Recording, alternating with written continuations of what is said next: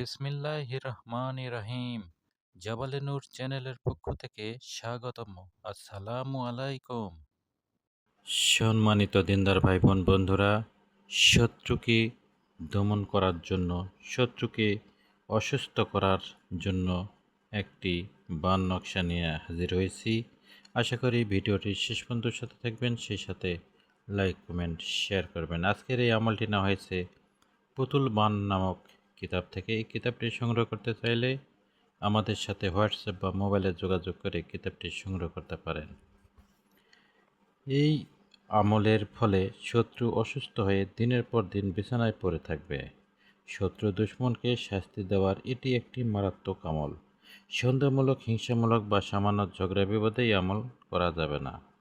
এতে আমলকারীরই ক্ষতি হওয়ার সম্ভাবনা রয়েছে। কাজেই সাবধানতার সাথে এই আমলটি করতে হবে। কঠিন কোনো শত্রু যে আপনাকে সবসময় জ্বালাতন করে, অত্যাচার নির্যাতন করে, আপনার বিভিন্নভাবে ক্ষতি করছে, তাকে দমন করার জন্য, তাকে কঠিন থেকে কঠিনতর শাস্তি দেওয়ার জন্য এই আমলটি করতে পারেন এবং খুবই কার্যকরী।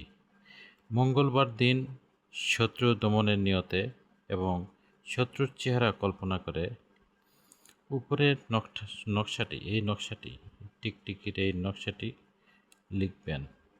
লেখার জন্য ভোজপত্রে মেশক জাফরান কালি লিখবেন।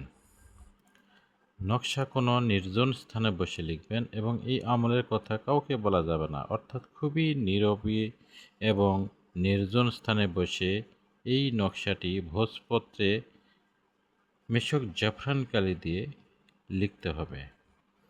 নকশার নিচে শুধু শত্রুর নাম লিখবেন। শত্রুর পিতার বা মাতার নাম লেখার প্রয়োজন নেই। নকশা লেখা শেষ হলে মাদুলিতে ভরে এটি এমন একটি কবরে রাখবেন যে কবরে শায়িত আছে, শুয়ে আছে বা কবরস্থ করা হয়েছে এমন ব্যক্তিকে যাকে কেউ খুন করেছে অথবা অপঘাতে বা অ্যাক্সিডেন্ট হয়ে মারা গেছে, এমন কবরের মধ্যে এটি পুঁতে দিবেন।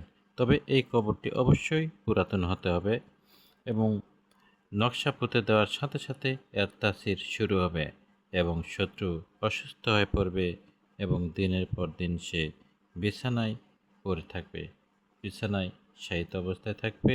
আপনার সাথে শত্রুতা করতে পারবে না, শত্রুতা করতে আসবে না।